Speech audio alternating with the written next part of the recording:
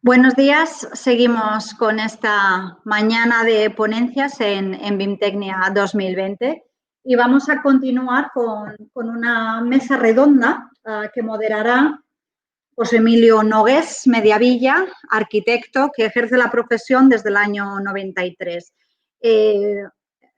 José va a moderar una mesa en la que hablaremos de cómo garantizan, si es que garantizan el perfil requerido, las certificaciones. José, cuando quieras, presentas a los ponentes. Muy bien, muchísimas gracias, Carmen. Me ha gustado lo del sí garantiza. A ver, hemos estado hablando esta mañana sobre el tema de la brecha que existe entre lo que se está formando, las titulaciones habilitantes y los perfiles realmente demandados por las empresas, ¿no? Lo que exige el mercado. Para salvar un poquito esta brecha, aparece el papel de las certificadoras profesionales. Si una empresa necesita contratar un BIM manager, ¿cómo sabe que esta persona es un BIM manager realmente? Entonces, para esta mesa tenemos a Francisco Javier Méndez Martínez, que es el director del Gabinete Técnico del Colegio de Aparejadores de Madrid, que tiene su propia certificadora, ACP. También tenemos en el mismo plan, tenemos a Felipe Romero Salvachúa del ICCL, porque el ICCL, el Instituto de Construcción de Castilla y León, también tiene una certificación profesional en el mismo sentido. Está David Rodríguez Ruiz, de la Fundación Laboral de la Construcción, porque tiene un itinerario formativo intentando dar una respuesta a los profesionales de la Fundación Laboral. Lo que hace es, ha detectado esa problemática o esa necesidad y intenta resolverla. Y finalmente, Sergio Muñoz, que creo que hay un pequeño problema y que estará a punto de incorporarse. Sergio Muñoz, desde Building Smart, Building Smart también ha empezado a certificar profesionalmente.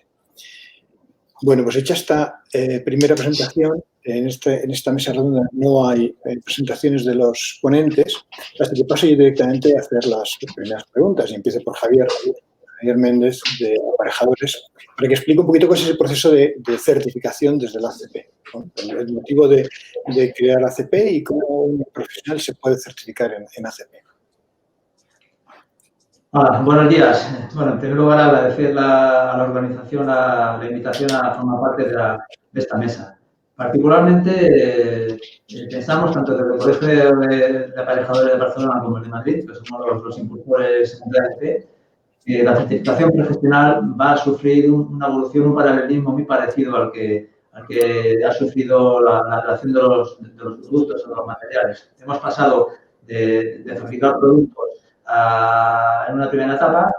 Posteriormente se hacía algún análisis o un ensayo un poco cada uno a su libre albedrío, hasta que por fin pues, se ha regulado un poco una normativa mínima o un año tercero que acreditaba que los laboratorios podían realizar ciertas pruebas, unas calibraciones y unos métodos para realizar los posibles ensayos y dar cierta veracidad al producto que se estaba proponiendo. ACP es una agencia de certificación profesional acreditada por ENAC, amparada como toda certificación profesional bajo la ISO 17024, que es la que otorga la ENAC como acreditación. Y esta ISO, esta normativa, lo que establece o lo que exige es que haya un método a la hora de certificar profesionalmente a las diferentes especialidades, que se demuestre una imparcialidad. Ahí la entidad acreditadora ENAC es bastante exigente en esta línea, que haya un equilibrio entre lo que se pide y lo que se mide, que los equipos de medida sean idóneos, que el personal sea competente, que haya independencia, transparencia y que sobre todo por los candidatos puedan apelar en caso de que tengan algún tipo de problema o algún tipo de duda. En el ámbito de este congreso, bueno, la ACP es la primera entidad nacional acreditada para certificar el perfil de BIM Manager en edificación y entendemos o creemos que también al mismo tiempo somos de los primeros y no somos los primeros en Europa. No sé, José Emilio, si va a haber varias preguntas y... Sí, habrá más preguntas. Esta primera pregunta es meramente introductoria. Os agradecería que fueseis breves y explicad un poquito vuestro papel aquí y luego habrá preguntas con un poquito más de concurrencia. Vale, remarco uno de tus comentarios últimos que certificáis BIM Manager en el ámbito de edificación. De momento no estáis certificando en tipo de ámbitos como infraestructuras, ¿verdad? Solo en edificación, la especialidad de Perfecto. edificación. Pues Felipe, la misma pregunta para ti, un poquito el por qué. Yo creo que todos sabemos por qué estáis certificando, porque es una necesidad que hay que cubrir en el mercado, pero sí me gustaría que explicas un poquito el proceso, ¿no? Al final, cómo un profesional puede llegar a obtener esa certificación vuestra. Muy bien, buenos días a todos. Como siempre toca, pues agradecemos la invitación a participar en esta mesa redonda. Voy muy rápidamente. Nosotros en el Instituto de la Construcción somos una de las entidades de certificación que hace ya muchos años apostamos por la especialización en nuestro sector. Llevamos haciendo certificación de sistemas de gestión durante muchos años, calidad, medio ambiente, ecodiseño, con nuestras acreditaciones por ENAC, exactamente en las mismas condiciones que cualquier otra entidad de certificación, pero especializados en el sector de construcción fundamentalmente. Vimos la necesidad de certificar perfiles profesionales y en el ámbito de BIM, ya en el año 2016, comenzamos a diseñar nuestro sistema de certificación de perfil profesional, ICCL Perfil Profesional Certificado. En el ámbito de BIM tenemos dos niveles de certificación de modelador y en distintas especialidades y certificación de BIM Manager para edificación también. El proceso es sencillo, el proceso consta de cualquiera que quisiera certificarse, enviará una solicitud al instituto. En el instituto nosotros evaluaremos la solicitud con arreglo a los requisitos que se exigen, requisitos de formación, requisitos de experiencia y requisitos de especialización en distintos niveles de combinaciones que se pueden obtener y a partir de ahí se tomará la decisión de otorgar esos certificados. Los certificados tienen una validez de 4 años y a los 4 años deben ser renovados, ¿no? ¿Para qué? Para que se asegure que los profesionales que se certifiquen no solamente mantienen su formación, sino que la actualizan y además mantienen actividad en el sector específico en el que se han certificado. A partir de ahí, pues como comentaba Javier, efectivamente, como operamos en el marco de la 1724 también, pues tenemos nuestros dispositivos o nuestras estructuras que aseguran la imparcialidad de la entidad, como es el comité de partes, en el que una vez al año, pues todos aquellos que tienen relación o que son agentes relacionados con la certificación tienen voz para ver cómo se aplican estas políticas de independencia y de imparcialidad. Yo creo que con esto he explicado muy rápidamente y ya nos vas diciendo aquellas cosas que necesites, José. Perfecto. Sergio, por seguir con el tema de certificaciones. Building Smart ha empezado a certificar o vais a empezar a certificar. El proceso es completamente distinto al que tiene ACP o ICCL. Por favor, explica un poquito por qué Building Smart empieza a certificar y cómo se hace la certificación. Hola a todos. Bueno, en el caso de Building Smart, efectivamente creo que es un punto de vista, un concepto bastante diferente. ¿Hay alguna forma de irte un poquito más alto, Sergio? A ver, me acerco un poco el micro. ¿Ahora me veis un poco mejor? Vale.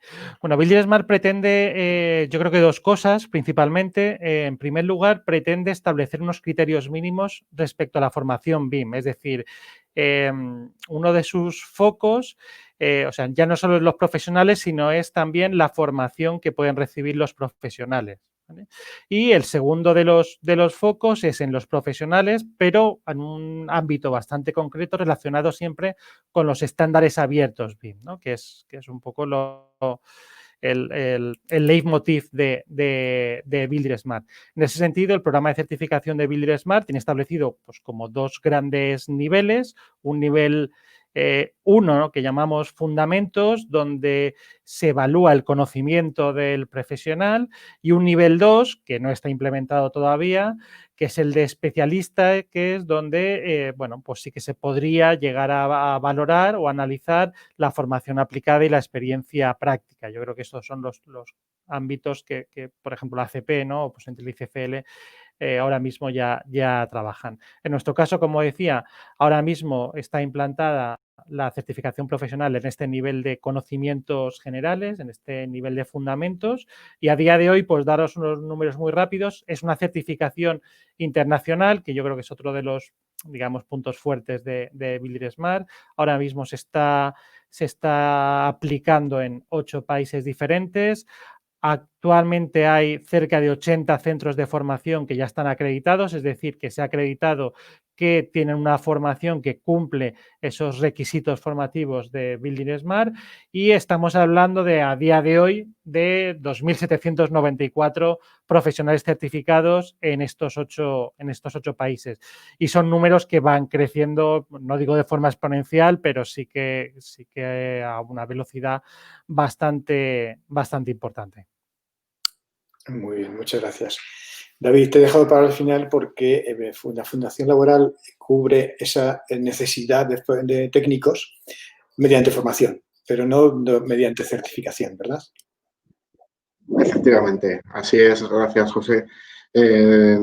Nosotros lo que pretendemos es dar una formación a los distintos profesionales que les capacite para optar a las distintas certificaciones que ofrece cualquier entidad, sin decantarnos, por supuesto, por ninguna.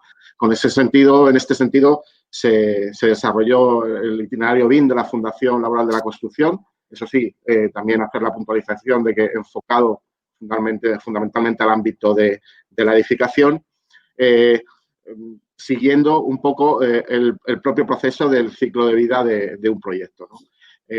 Nuestra idea en cuanto a la formación que deben recibir los técnicos es una formación enfocada a su función dentro de este ciclo de vida, y por lo tanto también de alguna manera nos satisfaría que estas certificaciones cumplieran un poco también, fueran de alguna manera modulares, que pudieran escalarse de alguna manera hasta llegar, digamos, a un cierto nivel, digamos, superior.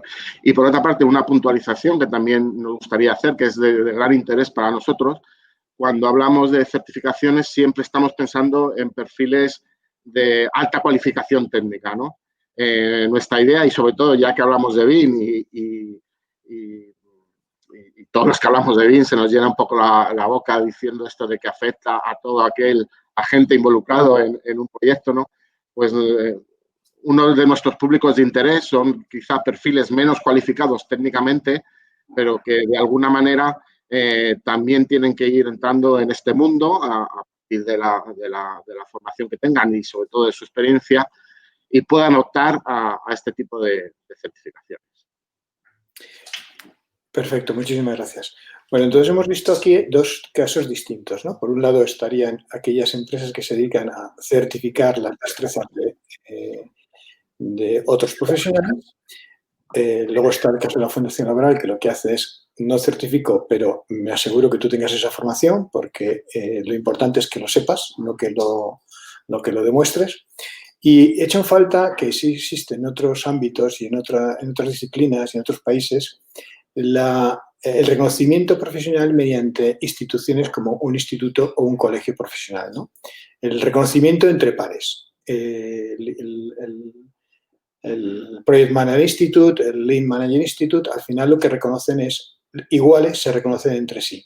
Permiten que otras personas trabajen porque tus equivalentes te están reconociendo como igual, como par.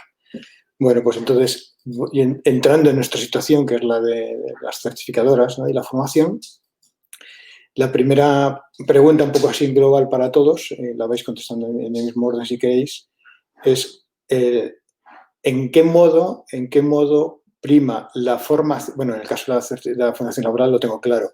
¿En qué modo prima la formación sobre la experiencia? Cuando vosotros estáis otorgando una certificación, estáis dándole en base a unos conocimientos y en base a una experiencia. Si podéis, empezar por Javier, Felipe, si podéis ponderar en qué medida se valora la formación y en qué medida se valora la experiencia, por favor.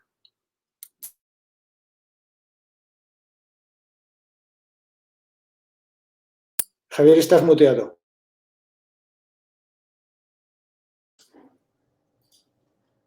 Sí, no sé si se me oye. Sí, decía, en el caso de ACP, tanto la formación continua como la experiencia son dos de los requisitos que se tienen en cuenta. Primero, se solicita una formación genérica, cada especialidad, porque ACP certifica 5 especialidades ahora mismo acreditadas por ENAC. Una de ellas, como hemos comentado antes, BIM Manager en edificación. Entonces, uno de los requisitos es la formación genérica, otro es la formación continua. Se exige una formación que avale durante los últimos años un mínimo de conocimiento actualizado permanente continuo, pensando sobre todo en la nueva adecuación que exige tanto la normativa como el mercado y la experiencia. Y cada una de las especialidades pues tiene su rango, tiene sus requisitos. ACP certifica tres categorías, Professional, Advanced y Expert, y en cada una de ellas se exige un nivel mínimo de formación y un nivel mínimo de experiencia. No son equiparables unas a las otras. Evidentemente, según se va subiendo de categoría, pues se va pidiendo más experiencia. Desde el Expert, que se piden 6 años mínimo en los últimos 10 años, hasta el Professional, que hablamos del último año. En cuanto a la formación continua, básicamente pues, se suele pedir más o menos, y hablo como un estándar, un mínimo de 20 horas de formación continua que acreditar año a año, y si no, pues se podría intercambiar, por así decirlo, por un curso un poco más largo de unas 200 horas en los últimos 10 años. Y a lo que comentabas en un principio, José, esa certificación entre iguales, entre pares.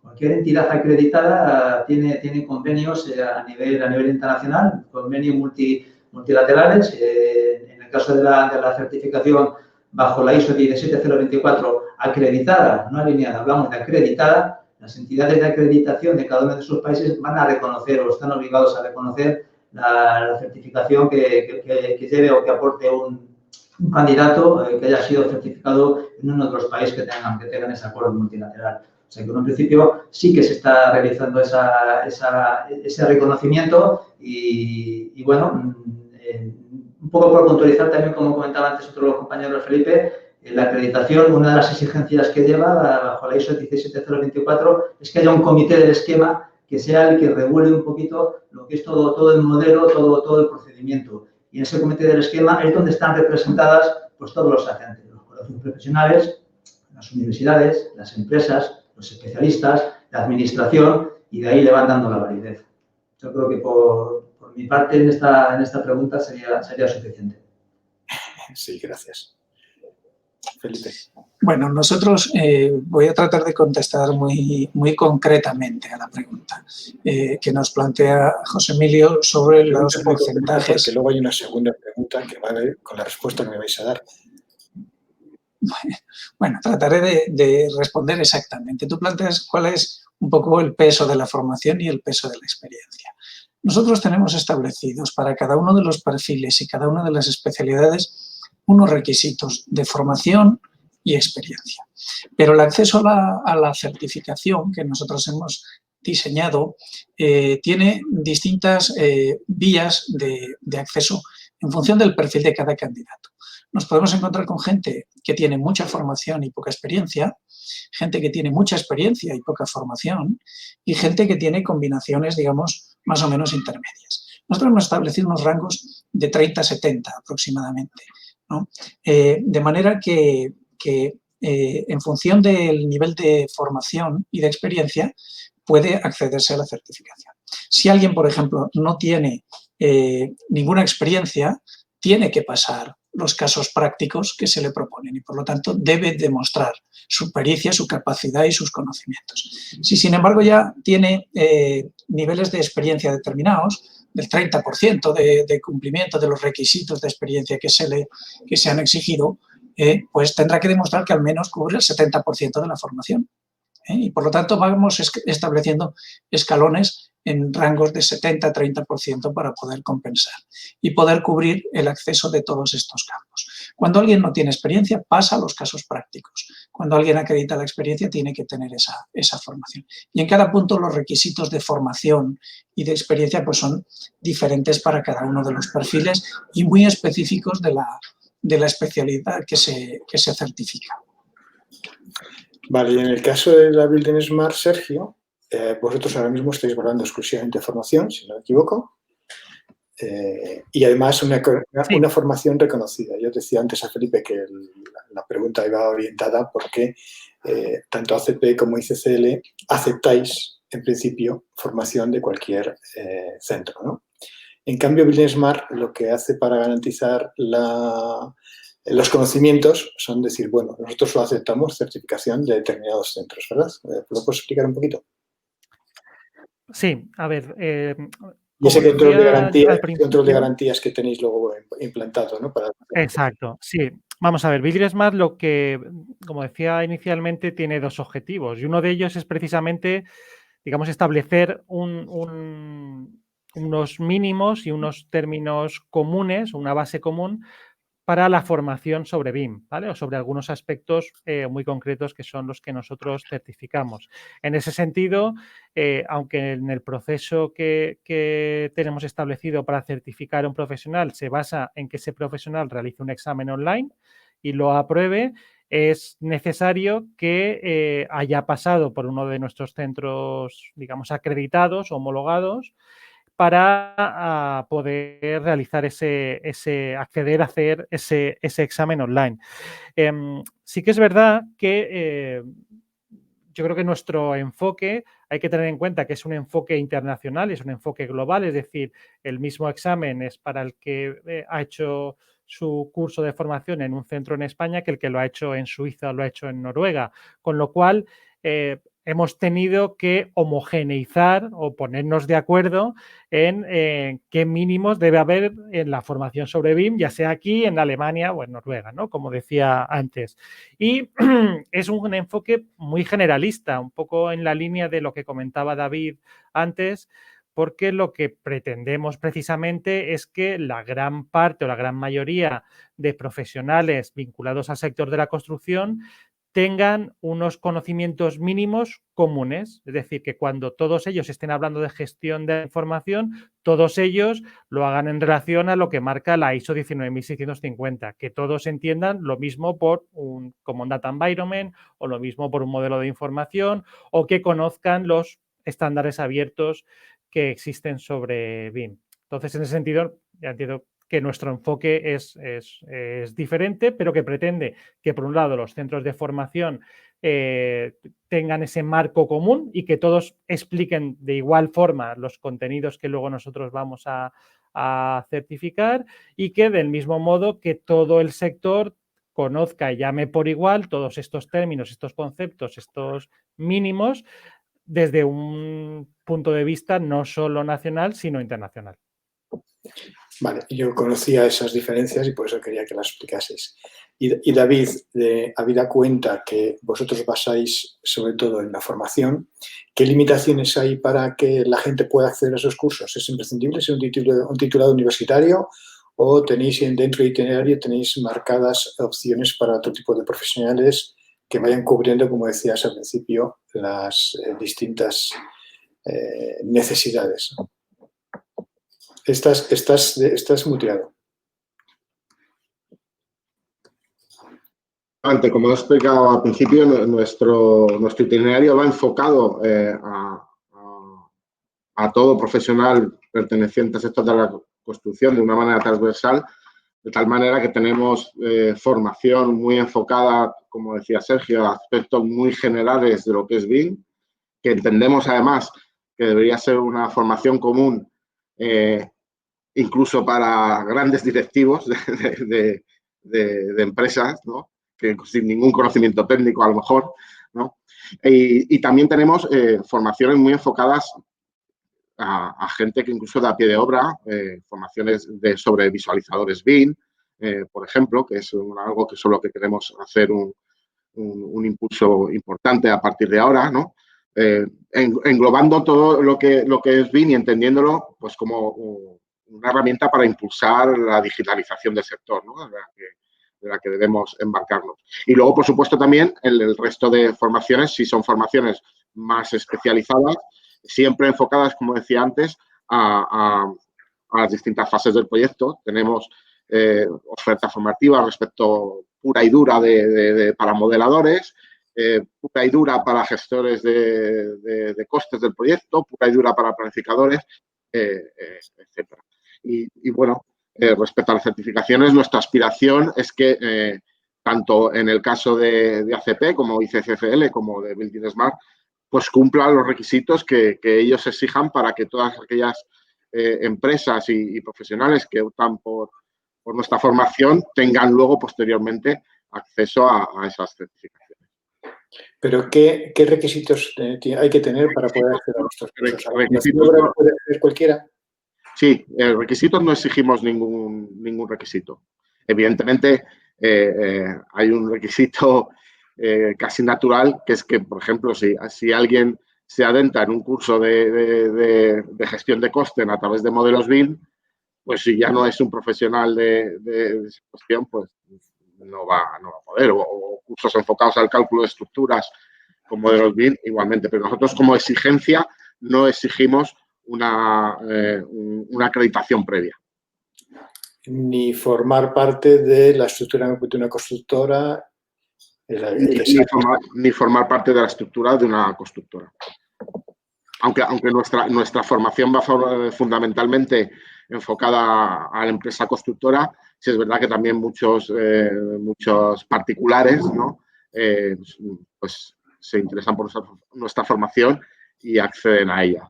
Aunque también son datos del año pasado, y hablo un poco de memorias, puedo decir que se han formado aproximadamente 129 empresas del sector, bueno, iba a decir del sector de la construcción, no es cierto, 129 empresas en total, de las cuales del sector construcción afines son el 70%, ¿vale? Y curiosamente, además, en el entorno entre el 30 y el 40% son pymes o micropymes de hasta 10 trabajadores, ¿vale? Y en cuanto a exigencias previas, nosotros no hacemos ninguna exigencia previa, más que, bueno, si alguna persona que viene de un sector muy diferente a la construcción, pues evidentemente no va a poder formarse ni como modelador ni como nada. Pero la Fundación Laboral sí que tiene tarjetas profesionales, sí que tiene algún tipo de acreditación para otras disciplinas. Sí. ¿No ha contemplado la parte del BIM? No. De momento de la tarjeta, la TPC, la tarjeta profesional de la construcción que emite la Fundación Laboral de la Construcción, lo que acredita es la formación en materia de prevención de riesgos laborales y, en concreto, la formación obligatoria por convenio. Es un instrumento ligado exclusivamente al convenio de la construcción, aunque tiene también la posibilidad de contener, esa tarjeta tiene la posibilidad de contener toda la formación que tenga un profesional, pero va enfocada precisamente a acreditar la formación en materia de prevención de riesgos laborales y, en concreto, la formación exigible por convenio de construcción. Me queda una pregunta que ya tiene que ver con una petición del público. La herramienta que desarrollaste o que desarrollaron los de CIPE para vosotros del PRL, ¿va a tener continuidad? Sí. Pues esperamos que sí. Como el proyecto que realizó CIPE con nosotros se sostuvo con fondos de la Fundación para la Prevención de Riesgos Laborales y, bueno, la intención de este primer, vamos a llamarle piloto, es seguir desarrollándolo. Y sin poder asegurarlo al 100%, pero en un alto porcentaje, seguro que sigue desarrollándose esa herramienta, pues también gracias, como decía, a la gran labor que ha hecho CIPE ayudándonos. Muy bien, una última pregunta, porque ya estamos fuera de plazo, una última pregunta para todos. Si queréis aprovechar la respuesta para puntualizar aquello que no os haya preguntado o queráis matizar, pues es vuestra oportunidad. Esta última pregunta es la de, ¿habéis notado que en el último año ha aparecido una mayor demanda? ¿Ha habido un crecimiento en la demanda de certificaciones? El que hable tiene que quitarse el mute, recuerdo, Javier.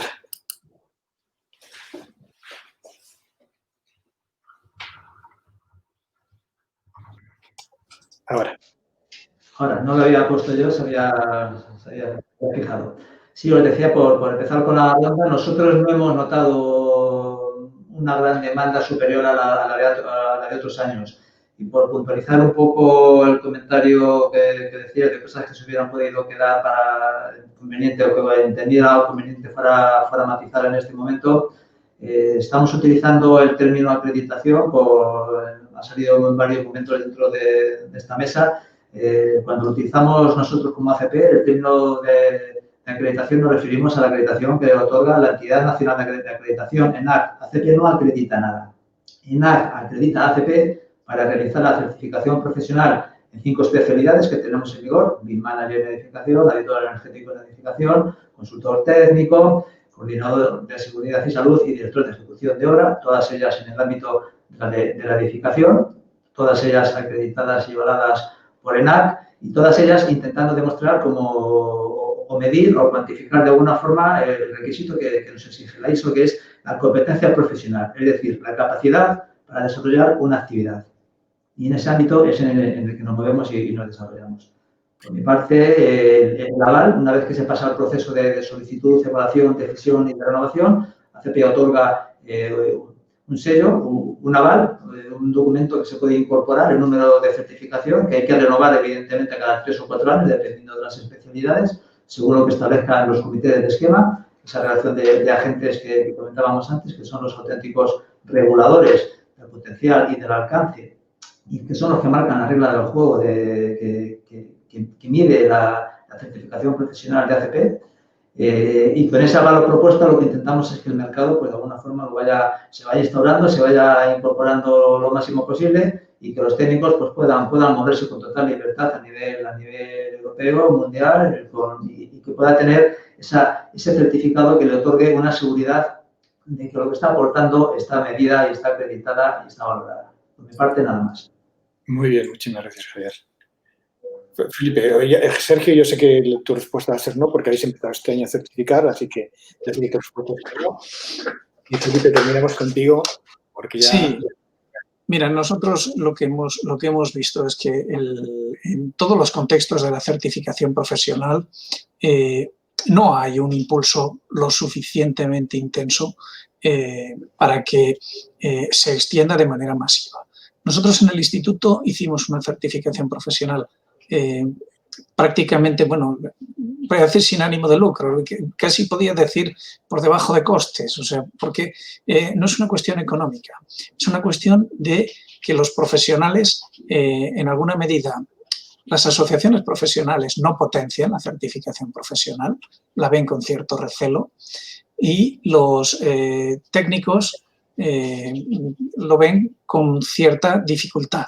Y por lo tanto, en esa combinación tenemos que ir trabajando. Poder transmitir que la certificación profesional es una garantía, que no es un tema costoso para los profesionales que pretenden certificarse y que sí que es un tema que los últimos clientes, que son las empresas fundamentalmente con quienes se va a trabajar o a desarrollar ese trabajo, pueden obtener en la certificación una garantía real de profesionalidad. En ese sentido, hace falta insistir, hace falta ampliar sobre todo la difusión, y creo que nos interesa a todas las entidades de certificación que se impulse la certificación. Será bueno que crezca el número de certificados de todas las entidades, porque lo que importa es que la certificación se extienda. No tanto la certificación de cada una de nuestras entidades, sino que la colaboración entre todos nosotros como entidades de certificación, desde los reconocimientos mutuos que podemos establecer y desde el planteamiento de acuerdos y de sumar en el impulso de que la idea de la certificación profesional es la que tenemos que empujar en este momento. El mercado en este momento no está muy favorable, está bastante parado y para nosotros ese es un problema. Sergio y David, un minuto cada uno si queréis incorporar algún comentario más. Bueno, en nuestro caso el crecimiento es grande porque veníamos de la nada, ¿no? Y en ese sentido pues todo es crecer. Pero sí que es verdad que nosotros, Building Smart Internacional puso en marcha, creo que el primer capítulo fue en Alemania y fue cerca de hace 2 años y ya tiene un número importante de centros y de profesionales acreditados. Nosotros hace apenas 2 meses, creo que en octubre empezamos ya a a acreditar centros de formación. Ya hemos acreditado a 6 y ya hay creo que 8 o 10 profesionales que han realizado el examen y han obtenido su certificación. O sea, en ese sentido, pues yo creo que en 2 meses era difícil hacer más de lo que Vale. Yo muy rápidamente, evidentemente no hablaré de la demanda de certificación, pero sí de la demanda de formación, y simplemente para poner un punto de esperanza, dado el año que hemos tenido, la demanda que nosotros hemos recibido de formación BIM ha sido prácticamente pareja a la del año 2019, por ejemplo. Lo cual para nosotros ha sido, bueno, pues una satisfacción que de alguna manera el sector pues quiere seguir tirando adelante y BIM lo ve como una necesidad. Evidentemente no ha sido el mismo volumen de demanda, pero la disminución ha sido, comparado con otro tipo de formaciones, ha sido mínima. Muy bien, muchísimas gracias. Muchas gracias a todos por participar. Pasamos la palabra ya a Carmen de nuevo, que nos dará las conclusiones de la jornada de hoy y despedirá la jornada hasta mañana. Aprovecho para invitarles a todos a la jornada de mañana, que será igual de interesante que esta como mínimo. Muchísimas gracias. A vosotros. Gracias. Muchas gracias, José, y al resto de los ponentes también, muy interesante. Sí, vamos a hacer unas conclusiones muy rápidas porque nos quedan 2 minutos, entonces, bueno, vamos a intentar ajustarnos al programa previsto. A modo de muy resumen, nos decía el consejero, nos recordaba que tras 5 ediciones, 4, esta es la 5ª edición, BIMtecnia se ha convertido en un foro ya reconocido a nivel nacional en digitalización del sector de la construcción. Y así es, algunos de los ponentes me lo están comentando ya, algunos ponentes que vienen de otras zonas, de otras regiones. Probablemente la clave del éxito de BIMtecnia sea la unión de todo el sector, porque este siempre es nuestro lema, juntos llegamos más lejos. También nos decía el consejero que estamos ante una gran oportunidad, los fondos Next Generation Europe, para la recuperación y la resiliencia a través de la transición verde, la transición digital y la cohesión territorial. Y sin duda, en todas esas transiciones, la construcción es uno de los vectores clave. Sin embargo, Rufino Hernández nos hacía una reflexión. Compartía con nosotros que él pensaba que no tenemos en España y seguramente tampoco en Europa suficiente personal cualificado para aprovechar esta gran oportunidad, porque la crisis del 2008 es verdad que, que arrasó con el sector. Esta preocupación de la falta de personal cualificado también nos la compartía el director general Agustín Sigüenza. Este problema que están encontrándose en las aulas de formación profesional relacionado con las familias de la construcción, aulas a las que no están llegando alumnos ahora mismo. Esto también nos lo comparten las empresas constructoras, los estudios de arquitectura, de ingeniería. Y Agustín nos decía que querían apostar por dar a conocer la formación profesional, especialmente la formación profesional dual, tanto a los alumnos como a las familias que influyen en las decisiones de esos alumnos y también a las empresas, que no siempre conocen esta modalidad. Y sin duda, si en algo coinciden todos los ponentes, que además, si se dan ustedes cuenta, representan a los diferentes elementos o eslabones de la cadena de valor de la construcción y del hábitat, en lo que coinciden es en el hecho de que la mejor formación se recibe en los entornos reales, profesionales, en los entornos empresariales. De ahí el éxito de la FP Dual, pero también el aprender de compañeros a veces de otras disciplinas o de otras especialidades que en el día a día nos permiten aprender de ellos, de su experiencia, de sus otros conocimientos, otras disciplinas. Indudablemente el compromiso de la empresa, como nos decía Marta, por esa formación continua, por esa capacitación y adaptación permanente, esa visión circular que nos compartía es indispensable. Todos los ponentes nos hablaban de la rigidez excesiva, la inflexibilidad de la formación académica, le cuesta mucho adaptarse a la velocidad a la que van las necesidades del mercado de este sector. Sin embargo, existe ya una oferta de especialización muy interesante a través de diferentes opciones que hemos visto hoy para seguir formándonos, seguir innovando y seguir reinventándonos. Y varios de los ponentes nos decían, me ha gustado mucho esto, que no solo hay que seguir formándose formalmente o en másteres, cursos de especialización, pero que es indispensable trastear en los programas, en las herramientas, en los software, probar, arriesgarnos y compartir también esos aprendizajes, también esos errores. Qué importante esos errores. Esto nos lo compartía Manuel. Parece que nos da mucha vergüenza compartir esos errores, esas cosas que no nos han salido muy bien, pero compartir es fundamental. Esas plataformas de colaboración, el BIM y otras herramientas para compartir. Y solo así podremos avanzar y mejorar la competitividad de nuestro sector, ese sector que tiene todavía mucho trecho por delante, pero en el que no nos mostramos demasiado pesimistas tampoco. Ha habido también algunos toques optimistas, algunas reflexiones optimistas. Tienen mucho que decir, no solo las instituciones académicas y las empresas, sino también los colegios profesionales, muy importantes también hoy aquí presentes. Y otra de las claves que han compartido varios de los ponentes es que es imprescindible saber gestionar y explotar correctamente esa ingente cantidad de datos y de información que nos están ofreciendo las tecnologías y que seguramente los profesionales técnicos tengan que virar hacia casi hasta convertirse en programadores, como nos decía Javier, familiarizarse mucho con ese lenguaje y con esas herramientas y convertirse, especializarse a medida que nacen y se desarrollan esas herramientas, convertirse también en esos expertos en la gestión de datos y de información. Ese compartir, ese seguir empujando y seguir poniéndolo toda la carne en el asador, que decían Javier, que decía Montserrat, innovar, mejorar, compartir.